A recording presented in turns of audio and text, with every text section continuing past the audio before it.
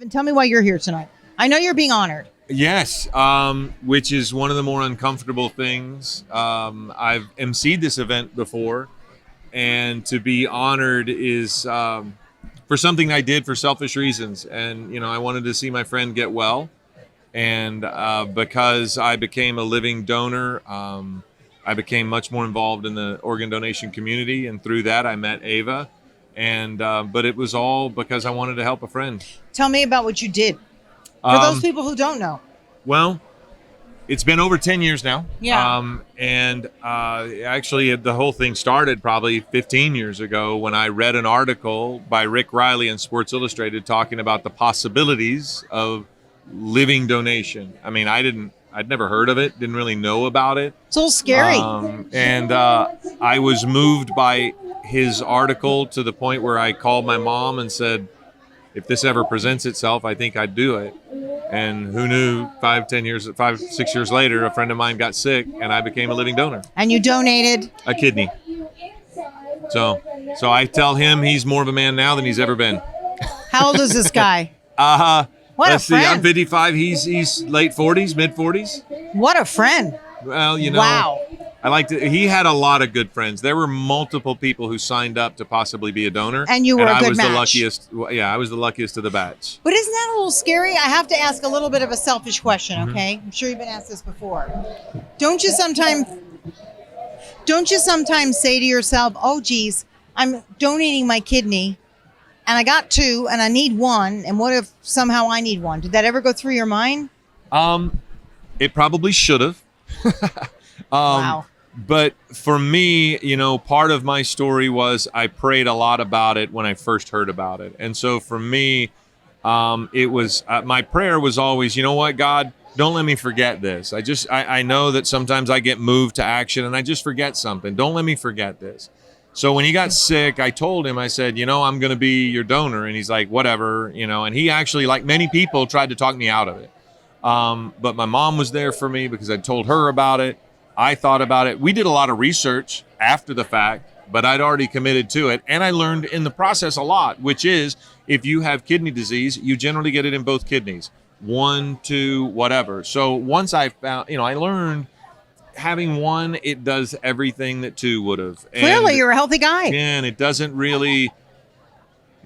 kidney disease doesn't attack one. So you're good. I was good. So you're inspiring on a bunch of different levels. For those who are thinking about donating, what do you have to say to them? Well, one of the things I always say is I don't try to convince someone to do something. What I try to do is to convince someone to think about it. You don't want to try to make a decision like this when you're emotional, when everything's coming at you, because there's so much going on. I want you to think about it. And if you have questions, I want to answer them if I can. But think about this, because when everything is going on around you, my friend was incredibly ill, in critical condition. That's not the time to have made that decision. I'd made that decision a long time before. That was the time to act. And so I want to encourage people to think about it, to investigate it, to look into it, and find out what's possible. Tell me about Ava's heart and all the great stuff that Ava does. One of the great things about organ transplantation is a miracle. It's a wonderful gift. But there are also some logistical nightmares for people who are very, very ill. Just within the last 3 or 4 months, a friend of mine received a kidney transplant, but he had to go to Arizona. So he had to find a way to find a place to stay. He had to be there near his doctor, near the hospital. Now, for him, he was able to do it, but everybody can't. And I think what Ava does, it's such a wonderful thing, is she helps people with the things they just don't have time to do. You've got a sick child. You don't have the money. You don't have the opportunity, and you need to get your child well. And she's trying to help people fill in the blanks, fill in the gaps. And she takes care of people in a way that's, sometimes doctors can't. And those are the little details, the little things that people don't think about. They think about the organ donation, vital. You don't think about a roof over your head if you have one. Right. You don't, especially when you need one to be close to where you're going to get that organ. And wow. The old phrase, it takes a village, it does. It's a great phrase because it's a true These doctors have dedicated their life and their profession to make people healthy.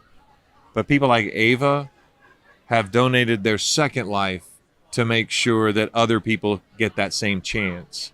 And it would be bad for us to keep a child sick because they can't get help financially, logistically, a roof over their head, a hospital bed, whatever it might be that they need. All of those little things that Ava helps with, we need to do what we can. I only have one. I don't have another kidney, but I can give a couple of bucks. Wow. Beautiful. Thank you, Phillip. I don't know if Thank it was you beautiful, so but much. No, thank it you very was. much. I It was didn't nice even to know see this you. about you, Well, really. it's a very Who it's a you pleasure. are.